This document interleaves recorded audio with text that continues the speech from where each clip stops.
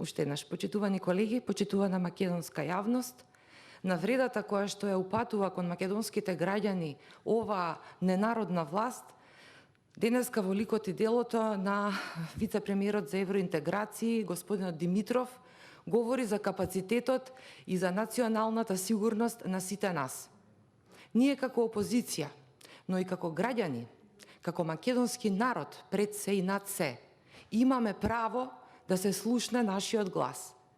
Не постои начин да објасните на луѓе кои што користат флоскули за евроинтеграции и за европска иднина на Република Македонија, што значи да се нема диалог, тоест отсуството и на представниците на владеачката гарнитура, но и отсуството на представниците на извршната власт е уште еден доказ дека оваа приказна за нив е веќе завршена, дека овие теми за нив не се точки на дневен ред.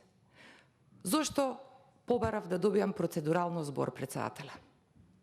Во Република Македонија е тема дали братот на премиерот Зоран Заев ќе добие легализација на марихуаната и дали оваа година и следната и таа по неа тие ќе инкасираат на своите приватни конта милиони, илјадници, илјади евра, додека прашањето за постоењето и обстојувањето на македонскиот народ, на македонската унитарна држава и на сите принципи кои што говорат за еден цивилизиран, национален, меѓународен поредок, се едноставно ставени адакта и не се тема за дискусија. Зошто е тоа така? Ова не е нов процес. Повторувам уште еднаш. Македонија како територија, уште од крајот на 19. век, го трпи овој удар. Минатиот пат кажав, ќе повторам уште еднаш. По Берлинскиот конгрес, со Балканските војни, Букурешкиот договор и уште еднаш ка сега. Ова ќе го преживееме. Но што не треба да преживее? Не треба да преживее лицемерната и нетактична политичка сцена во која да си политичар и да се представуваш како представник на народот, значи да одлучуваш кога Бугарија ќе биде непријател, а кога ќе ни биде пријател, па уште и ќе ни представува мајка. Сакам да ги повикам сите интелектуалци кои што се уште се потпишуваат и застануваат под знамето на Социјалдемократскиот сојуз, да се потсетат какви беа нивните ставови во врска со Бугарија и бугарските чувства изминативе 30 години.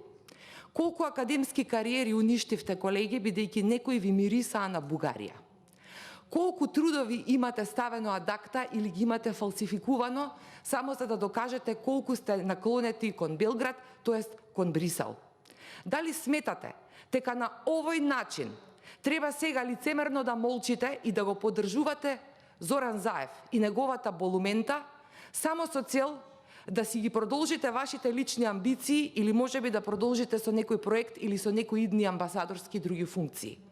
Дојдени сме на тоа дередже, колеги. Дојдени сме на најниска, на најпростачка политика. Јас се срамам од такви луѓе. Јас не сакам да бидам дел и ниту некој да ме споредува со таква политика. Ние сме македонци. Ова е македонска држава. Ние сите со својот интегритет и со своите заложби сме влегнале во оваа приказна за да представуваме не само народ, туку да представуваме и достоинствени граѓани кои сакаат да живеат во својата татковина, веруваат во Република Македонија и ги почитуваат своите балкански соседи, ги почитуваат евроинтеграцијските процеси, веруваат дека нашите стратешки партнери ќе застанат зад нашето право од народ да станеме избришана етничка единица и дека нашата држава, унитарниот карактер на Република Македонија ќе биде зачуван не само со принципите на внатрешното законодавство, туку и со принципите на меѓународното право. Ако некој денеска, почитувана јавност, се прашува која е нашата определба, јас ќе ве потсетам, и тоа многу добро се сеќавате, на референдумското прашање 2018, кога требаше да се одлучува, тоест да се добие народната согласност, дали ние сакаме да прифатиме Република Македонија да го смени своето уставно име.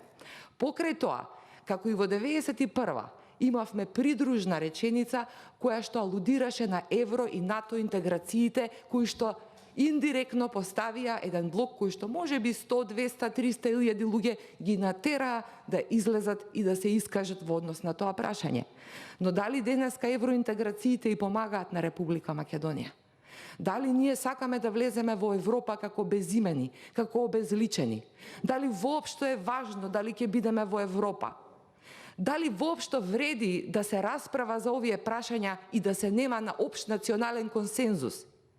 Тука сакам од оваа говорница да ги повикам и двајцата поранешни председатели на Република Македонија, господинот Бранко Црвенковски и господинот Ѓорѓе Иванов. Каде сте, председатели?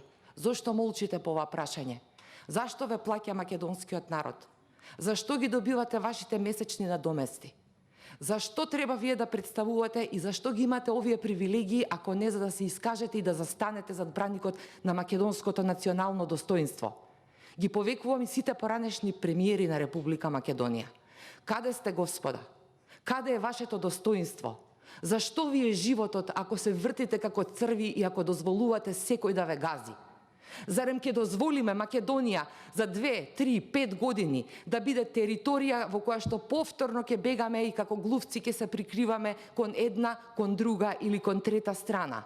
И дали некој од нашите помали коалициони партнери, од другите етнички заедници, доколку би биле конститутивен народ, би дозволиле вакво национално понижување?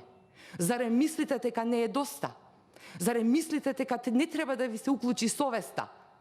Ние нема да дозволиме, но исто така треба целата македонска јавност да знае дека нашето мислење воопшто не е ни земено во предвид. Ценам дека господинот Стево Пендаровски треба подитно да го повика Советот за национална безбедност.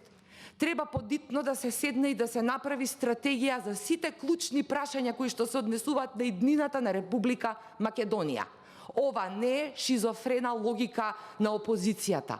Ова е историски пресврт во кој што се брише македонскиот народ, македонската унитарна држава и македонското национално достоинство. Замолувам и апелирам да се направат сите можни напори, па макар и повторно да дојдат од амбасадите.